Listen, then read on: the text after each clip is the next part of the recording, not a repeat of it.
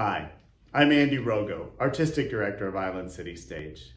The introduction to the interview with choreographer and director Bob Avian that you are about to watch was originally recorded in January. Little did we know at that time that only a week later, Bob Avian would pass away. We were very fortunate to have Bob as a supporter, donor, and friend of many of us here at the theater. We'll miss him a lot, and we hope you enjoy this interview. Thank you for watching.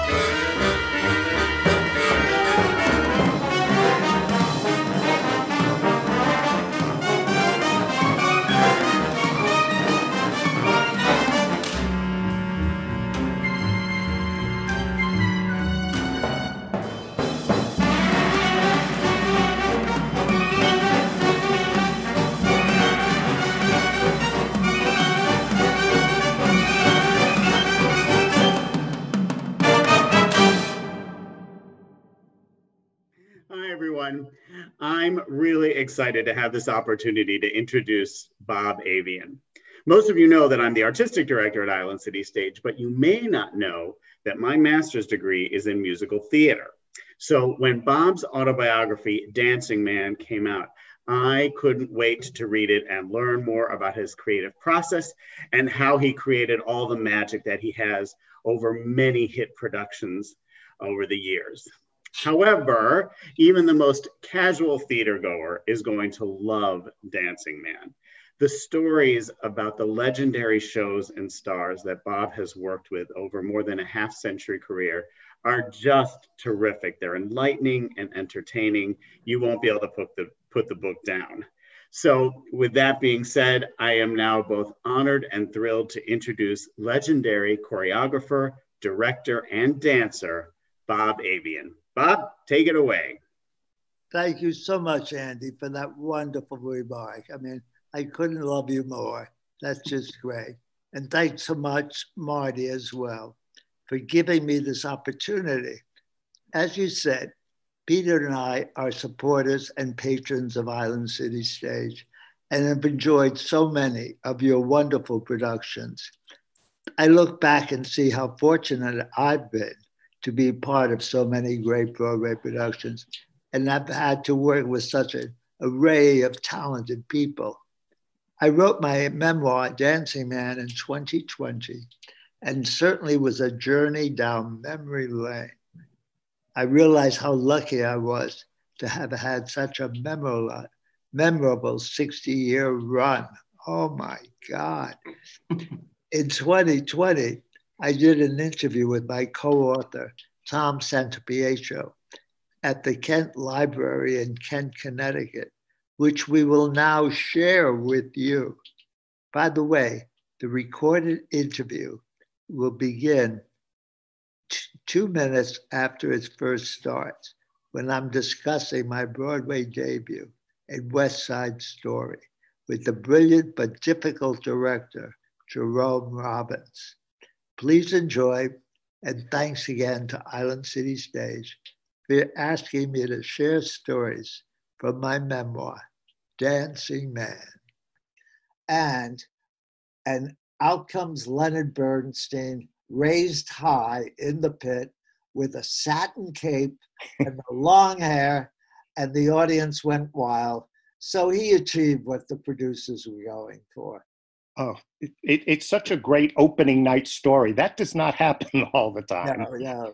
And could you just talk for a little bit about, dancing for Robbins? Because we all know the stories about how difficult he could be with dancers. And what was your experience? Well, he was the first Broadway choreographer I was in the room with, so to speak. And everybody was deathly afraid of him, because he had a mean mouth, I would say.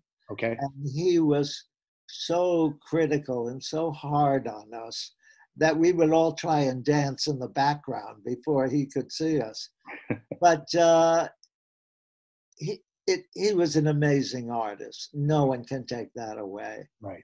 And when you're that good, that's when you are that severe.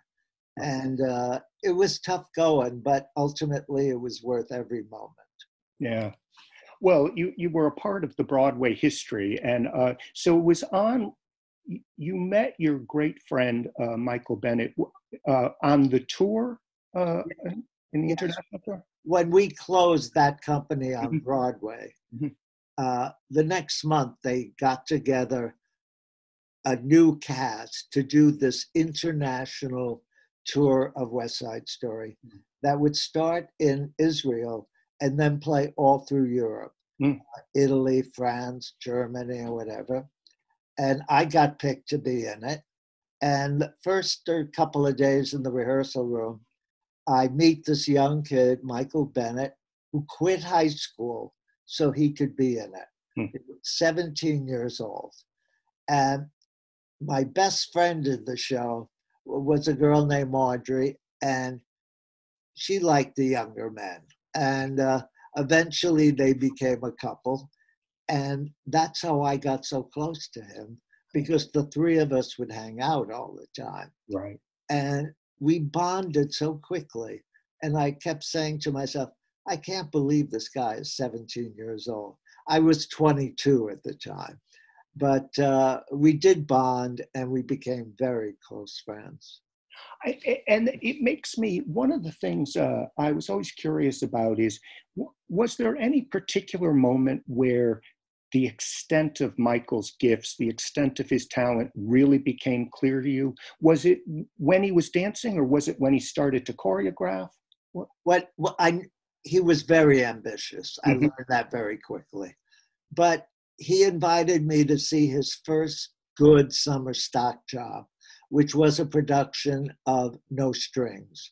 And I went out of town and I saw it and I went, holy moly, Captain Marvel, I am blown away. This is amazing. Yeah. And I knew he had the gift.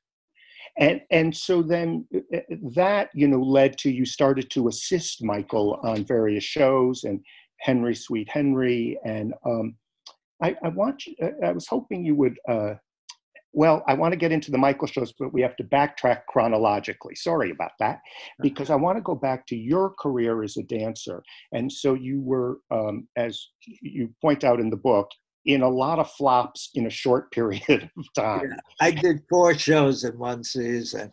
I was never out of rehearsal. Yeah. And you said that the first time you actually were able to be out of rehearsal with a steady paycheck on a Broadway show was when you joined Funny Girl. Was it a week after opening? Very quick. Yes. They needed what they call a swing boy, which is somebody who understudies all the male singers and dancers in the company. Right. It was an overwhelming job. I had no idea what I was getting into, but it was daunting, believe me. And when you started, I think, you have such a unique perspective. We're now, 50 years later, 60 years later almost, so used to Barbra Streisand being a part of the cultural landscape. What was it like when she was so young? I mean, that's when she exploded on the scene. Yes, it was her recording career that exploded. And then getting her as the star of the show put it over the top. And you couldn't get a ticket, and the stars coming to see it were amazing. After the show, we could barely get out of the theater, both the front entrance and the back entrance. Of course, in the audience every night was Liz Taylor and Richard Burton, Audrey Hepburn, all the biggest stars in the world. Right. And she was quite a magnet for publicity and for glamour and for attention.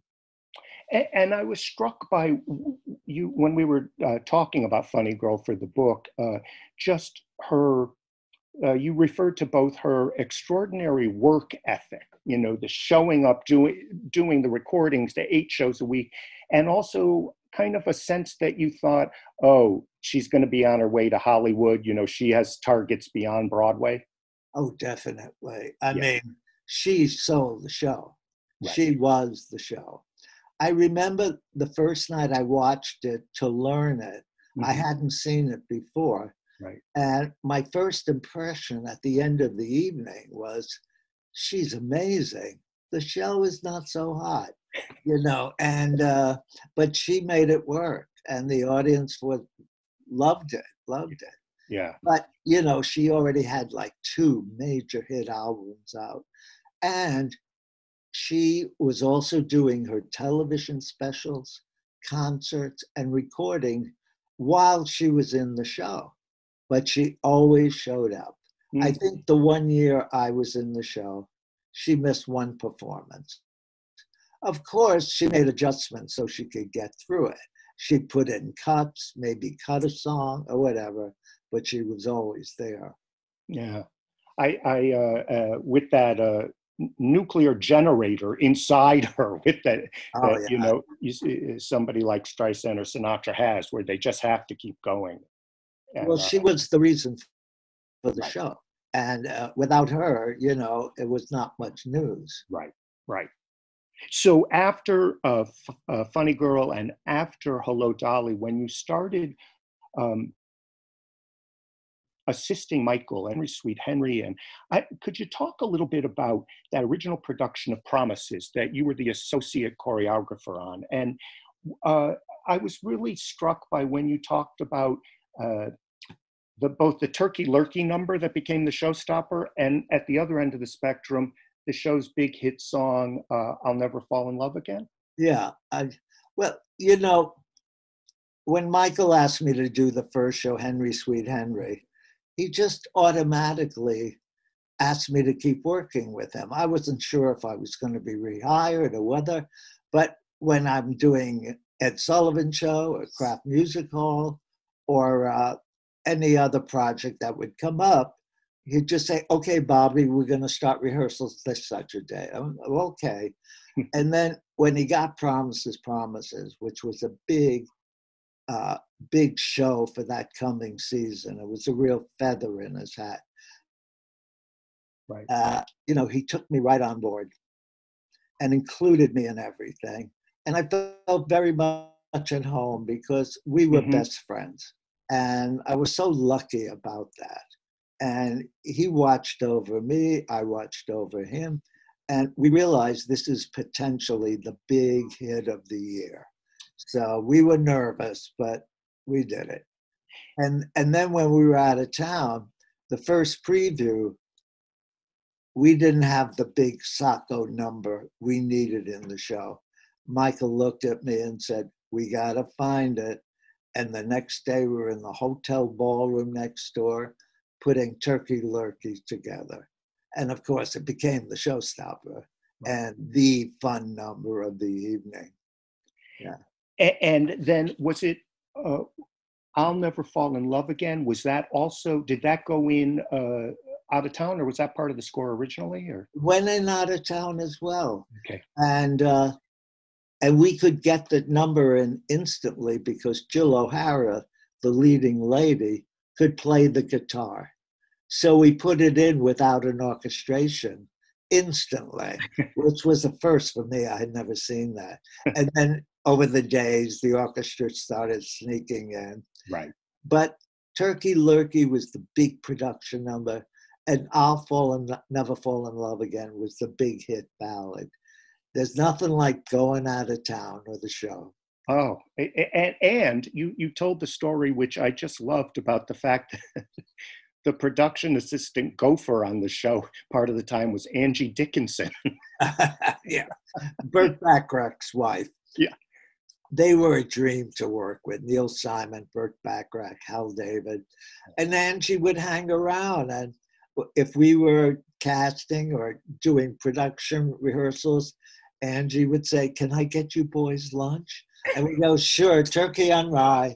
You know, and she would do it. The most glamorous gopher in the history of Broadway. Absolutely.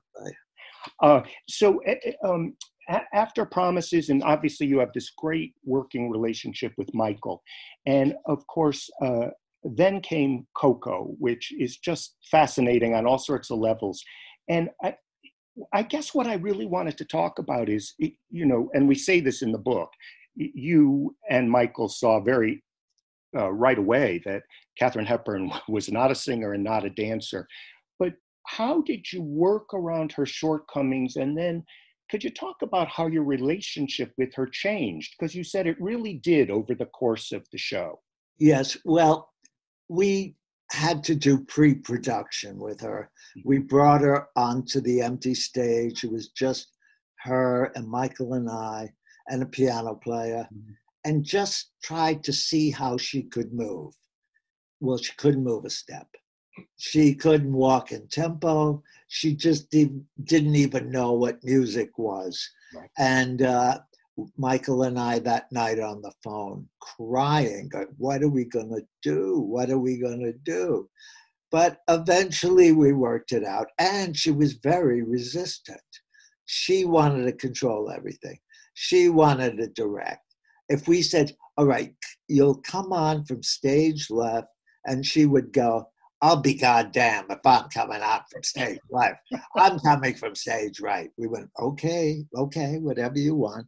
And we kept on adjusting to that. So we would then start saying, we want you to come down the stairs, knowing she'd say she wouldn't, and then would do the entrance we wanted, But that changed pretty quickly. And she started understanding what Michael's talent was.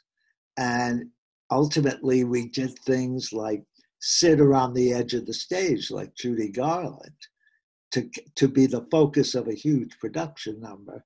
But it worked. And the audiences loved her. When the curtain finally went up, it was like, a football game. Right. Because she was so charismatic, and the audience paid a lot of money to see her. And it sounded like by the time the tour went out, and you point out that she said she wanted to do the tour because the show hadn't paid back at that point. And it sounded like by then she really trusted you and Michael, and it was a much easier relationship. Yeah, and also she had 8 months of the show under her belt. Right. So she was secure and was not nervous about anything anymore. Right. So she was braver and stronger and could take the musical sections of the show and deliver them. And on the tour, the business we did was unbelievable. We were playing the biggest monster theaters in America, and they were putting folding chairs in the aisle. Wow. We went, the check this week is going to be good. Right. Hence, you're calling Coco your smash flop. Yes.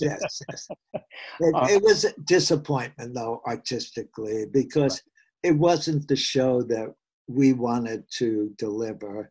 But it was a hit, and it just should have had a different star, if I say so myself. Right. Maybe the other Hepburn. Yes, that would have been nice.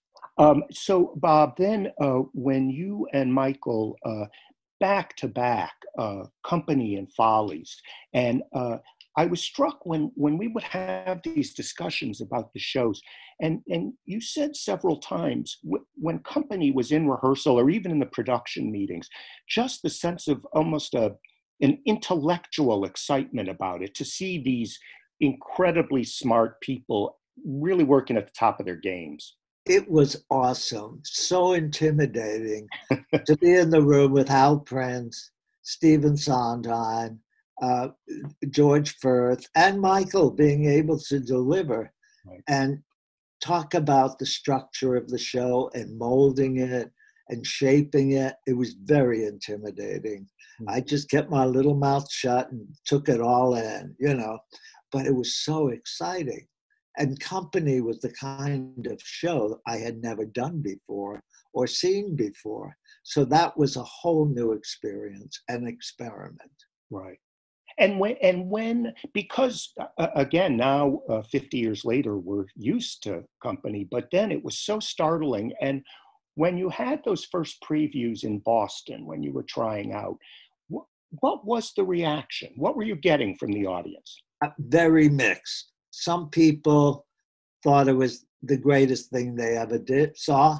Right. And many people were walking up the aisles and leaving the show because they perceived it as being anti-marriage. Right. And it wasn't that. In fact, it was the opposite.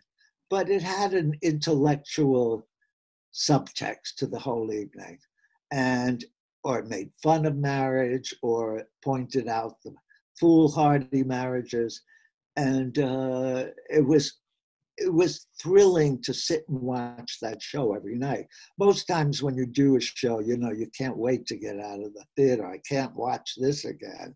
Right. But Company, I could always watch it. Yeah.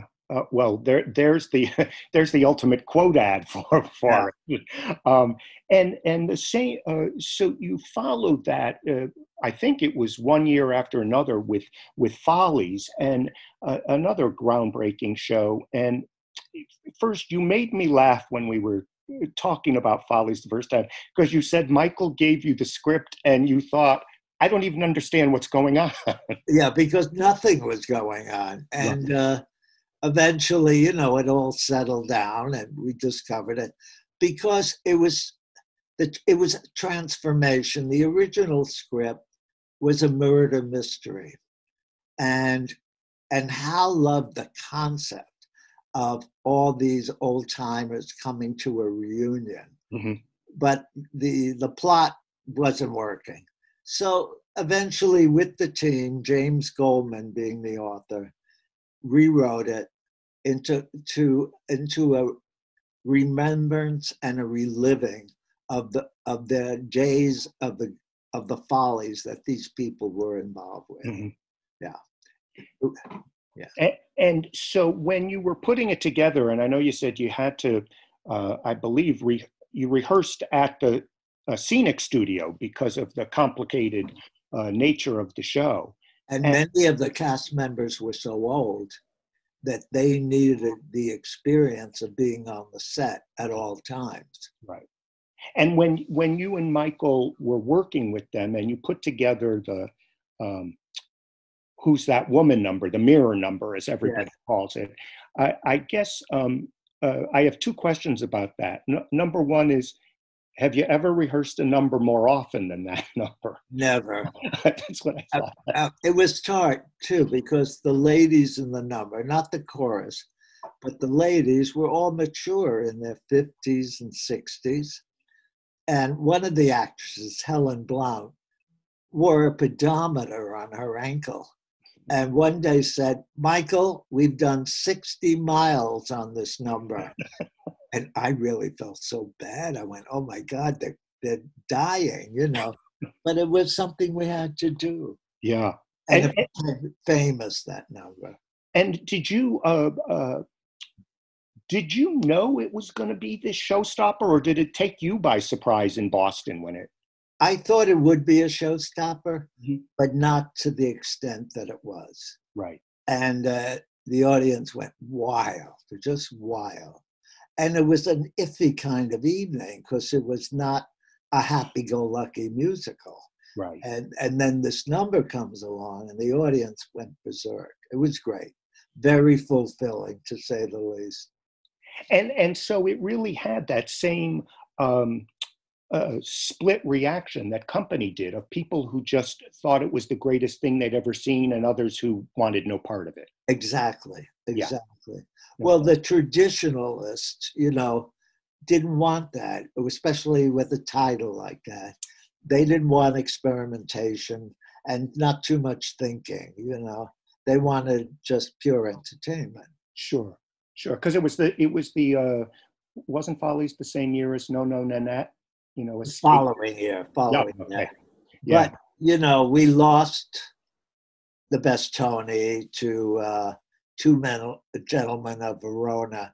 Now, how many times have we seen Two Gentlemen of Verona since then? I've never seen it. I don't have any idea what it's like. Right. Well, and then after these acclaimed shows that ran but not huge smash hits, you started work on Chorus Line. And a lot has been said about Chorus Line, but the first thing I want to ask you about that I got such a chuckle out of is when Michael first mentioned it to you and said, oh, the dancers were going to get together, you thought, I don't want to do that. I want to go away for the weekend. Yes, Bjork Lee and I, we said, are you going to go do this? And we said, no, I'm going to the country. And that's exactly what happened. Right. But Michael brought the tape machine, and God knows I heard those tapes day after day after day for a year while we worked on the show. But he got what he wanted, and he got what he needed for that show. Right. And you talked about again, now of course it's has been an international phenomenon since the 70s, but at first, and I don't know if this was when you did a first run through down at the Public Theater, but were there some who thought Chorus Line might almost be too inside-y, too show busy? Well, interestingly, I thought that. And Michael even had some doubts about it. But as we were getting ready to go towards the final steps with lighting and costumes, technical stuff, the tech people started coming in to watch the show. This is down at the Public. And people from the lighting department, spotlight operators, seamstresses, all of a sudden would look at them and they were sobbing and like so caught up and involved. And Michael and I would poke each other and go, this is looking good. But up to that point, we were never quite sure. I thought at one point it might have been too inside. Right. But ultimately, it was just the opposite. It was about every man. Right. Yeah. Right. And it brought you your first Tony. And do you have any memory of that night in terms of how did you feel? I was over the moon. I was over the moon. But mostly it's so out of proportion and so gigantic, the emotions, that you don't remember too much about it, and the parties and all of that. It was fabulous, just fabulous. And so that was Tony Award number one. Tony Award number two came with Ballroom, that ultimately did not have the run you hoped. And yet you pointed something really interesting out to me when we were talking about it, which is in Ballroom, you weren't choreographing ensemble numbers. You had couples, all of whom had to have different steps. That must have been a huge task. It was very difficult because everybody had to do something different all night long. And there was so much dancing. Yeah, we never stopped choreographing. And it was hard. It was hard. But the thrilling part of it was because it was about a ballroom with older people, we resurrected so many old chorus gypsies. And they came into rehearsals like they were 18 years old, so excited and so thrilled to be back at work. And by the time we opened, they were 18 years old again, and in shape and looking fabulous. I was only sad that the show didn't run long enough for them to really enjoy it. Yeah, yeah.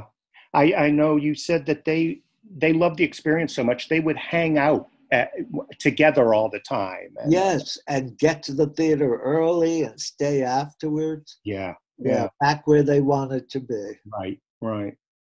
But the show you and Michael did after Ballroom, which was another smash, of course, was Dreamgirls. And I wanted to talk about when you put Dreamgirls together you had a number of workshops.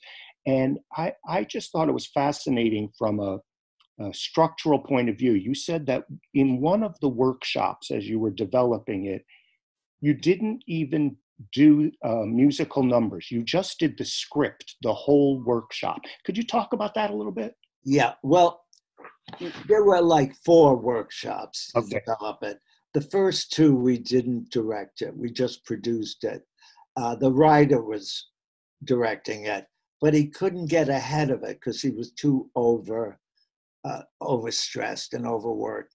So finally we said, Michael, you got to direct it. And he did. And we already had a choreographer, so I didn't choreograph. Mm-hmm. Although secretly, Michael and Michael Peters, the other choreographer, and I did all the choreography for the dreams. We were the real dreams. Anyway, we had all the musical numbers and all the montages. They were all together and working, but the script still needed work. Mm-hmm. So we spent the whole third workshop just sitting at a table, working on the words and the script and the transitions and the whole character development. Right. It was such an interesting experience. I had never seen that before, or I didn't think of anybody ever had the luxury, the time, and the money to do that. But here again, we were under workshop contracts, so we could get away with it. Right. Right. And it was when one of the great sort of research tools for writing your book was when you gave me the journal you kept during the production period. Oh, And yes. it's fascinating to look back, from 40 years before. And it really struck me in multiple places before the show opened, when it was still being developed. You talked about how much you believed in that show just from the get-go. You felt a real personal ownership in it. And it was a very important show.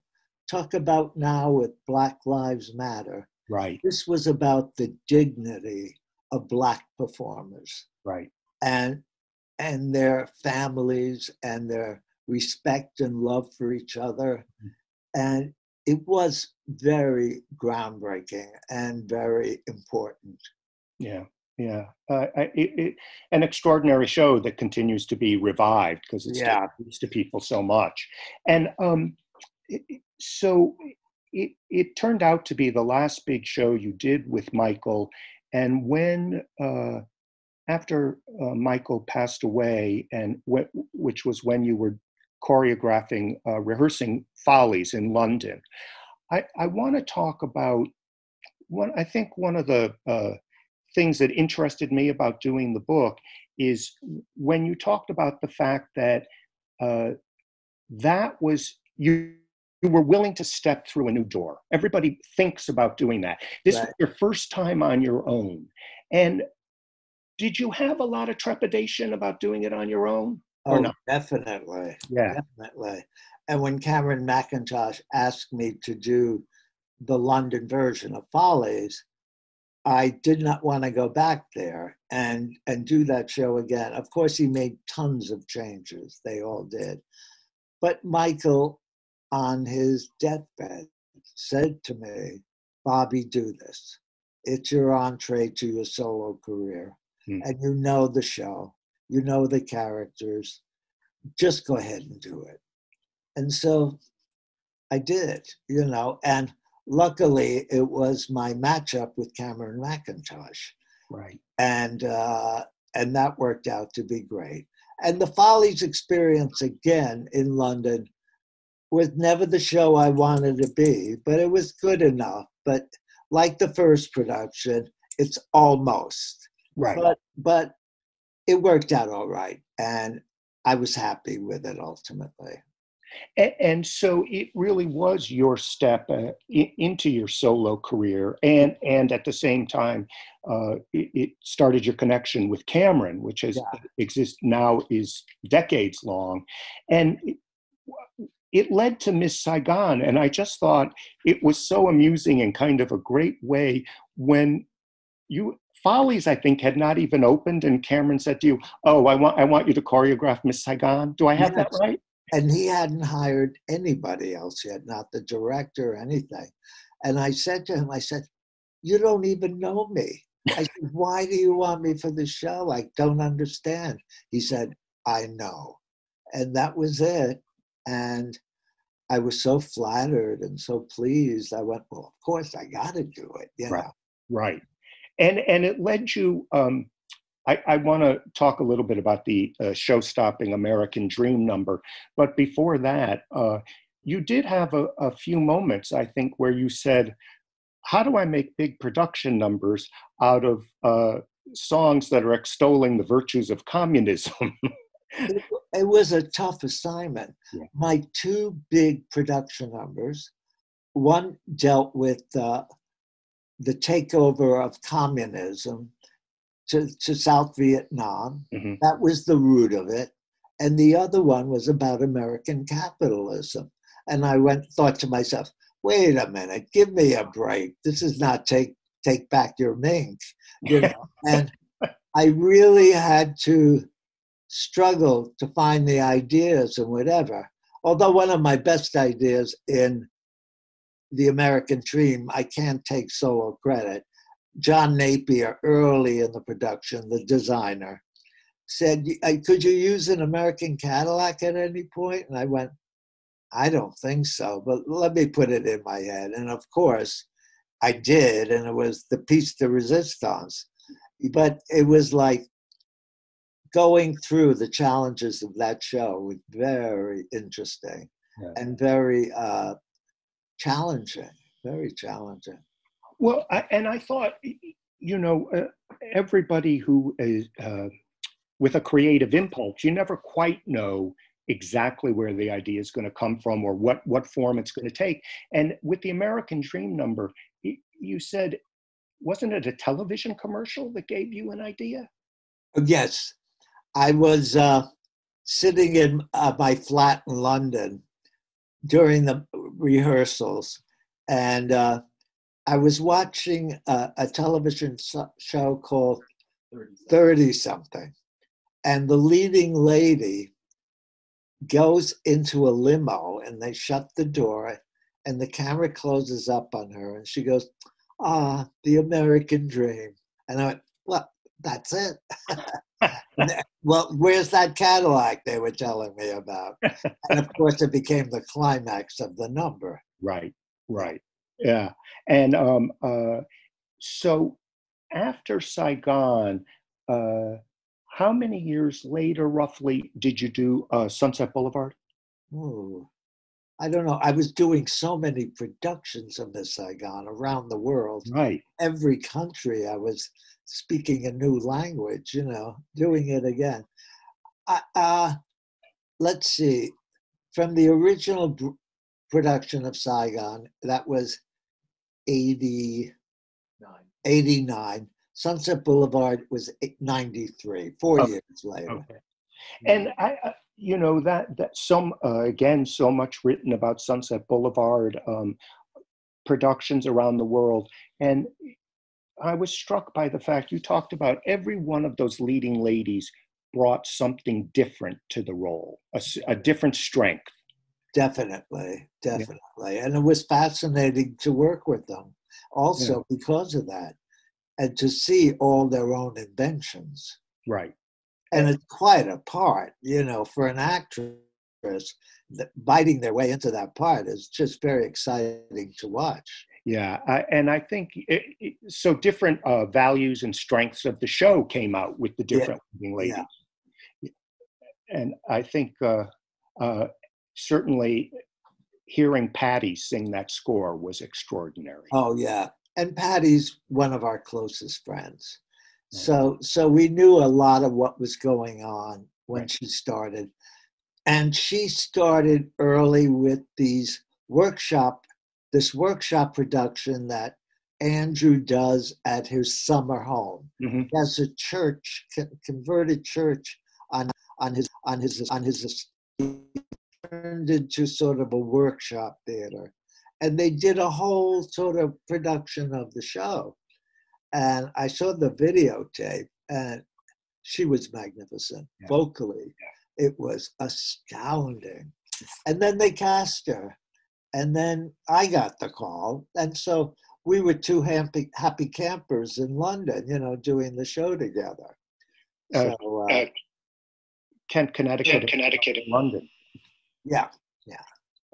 So Bob, just a couple more questions before. I'm sure people listening are going to have questions for you, but I had a couple more for you, and that is that it struck me, you and I talked about the fact, in a way, your career has had three separate acts to it. Act one, a performer; act two, all the shows with Michael; and then Right. act three on your own. Right. And it struck me, actually, after we finished the book, that act three on your own has been the longest of all of the three acts. I didn't realize that. Yeah. Oh, good. That's nice to know. Yeah, I thought you might be interested in that. Yeah. And I think I was hoping you could talk a little bit about when we were putting the book together, and we decided that great as all the stories are, we didn't just want it to be, and then I did this show, and then I did that show. That one of the big points underneath it is you yourself, you came up with it, and you said, I'm a late bloomer.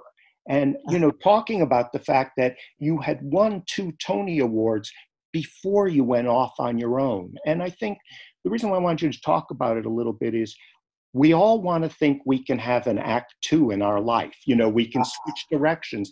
And just talk about that, and, what it is in you that allowed you to say, I'm going to do this. I'm stepping through the new door. It sort of took me by surprise because of the first show being Follies, and then establishing my relationship with Cameron McIntosh. Mm-hmm. And he basically grabbed my hand and dragged me to do his other shows, which were, Witches of Eastwick and Martin Gare, and putting it together, 2 different versions. That he was my new Michael Bennett, in a way, as a producer. Right. And he just believed in me, and I went, this has happened again for me. I'm so lucky. And he's been so nice to me. And it just worked. We got along so well. And that's what makes it work, when you're happy to be under that tent with the people you like. Right. Of course, I was in London for almost 13 years doing one show after the other. So I didn't know how I would feel about that, but it was great. It was great.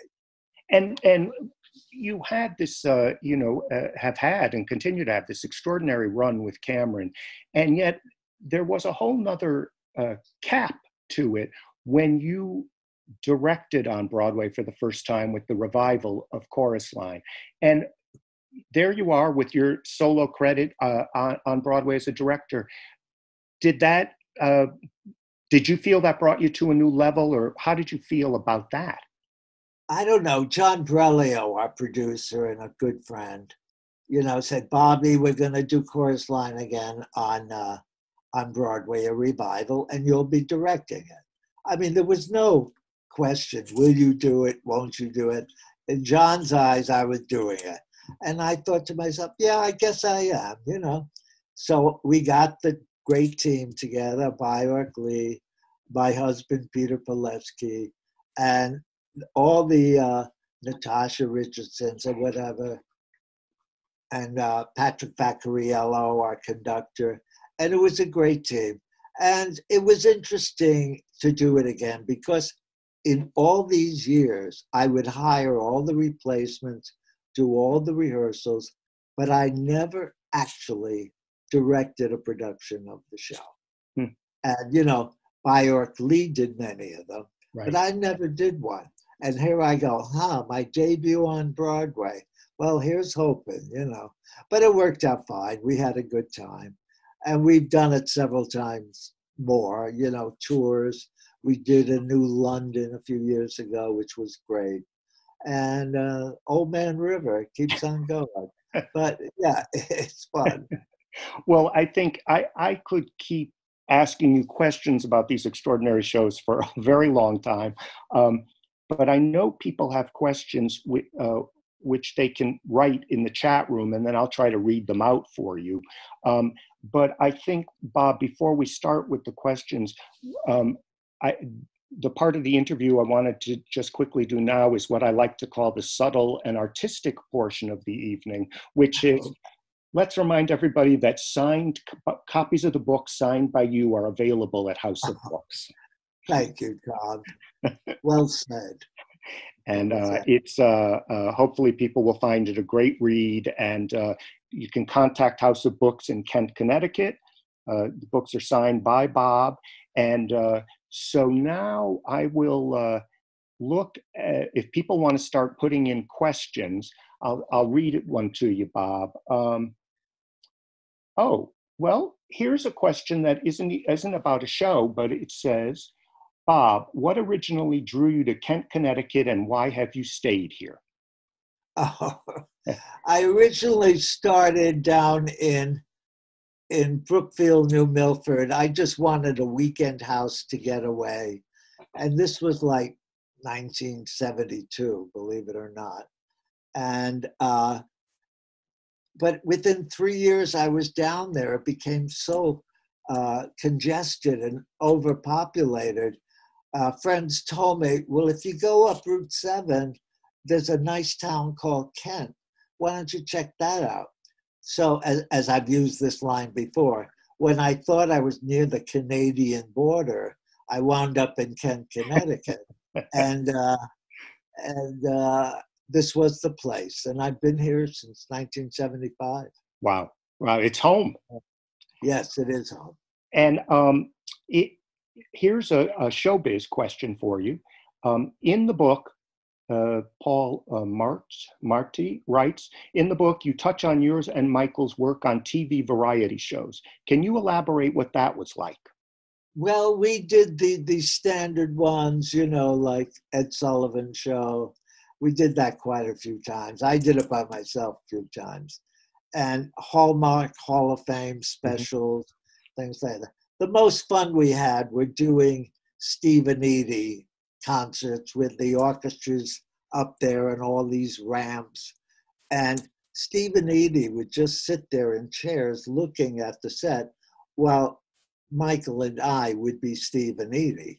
And just be walking all over the set, singing the songs.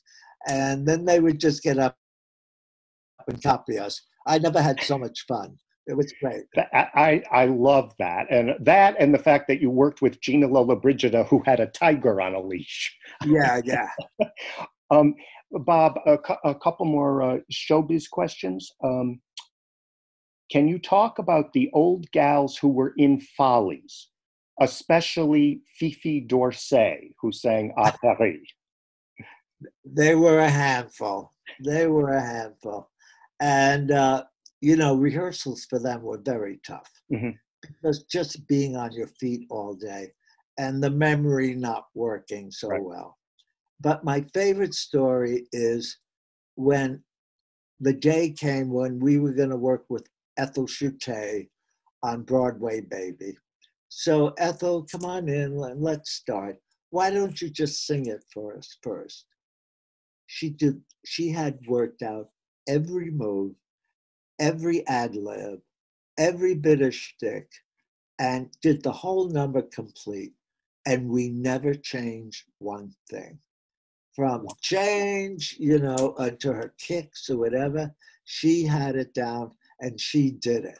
And it was magic. Those were the magic times, you know. But other than that, it was hard sometimes.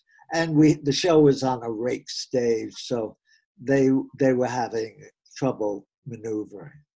But we kept it up, you know.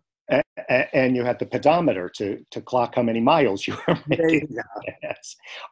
Here's a related question from John Brailio about how do you compare the young dancers today with the dancers from the 60s and the 70s?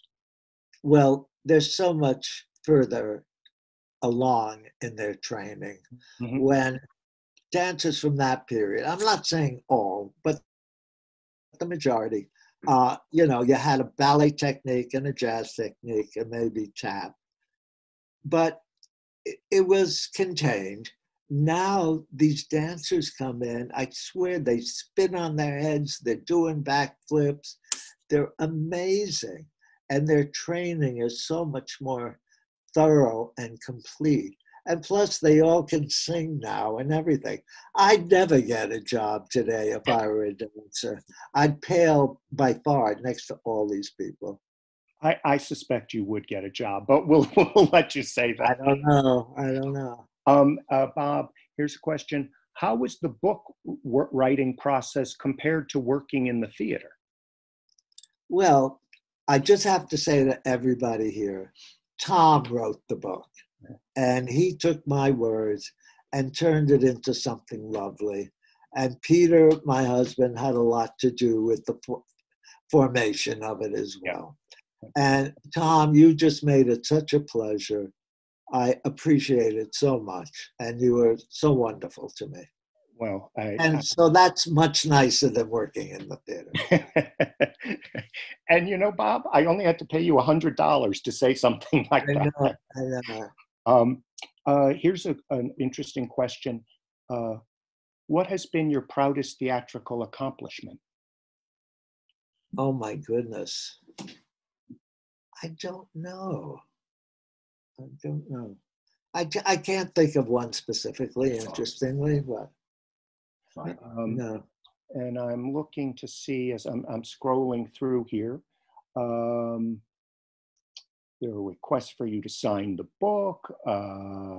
And here's the question. Do you think your personality has helped you work successfully with so many people? How would you describe your temperament? I would describe my temperament as very even. And you have to be open. You have to be accepting of everybody's ideas, whether you agree with them or not.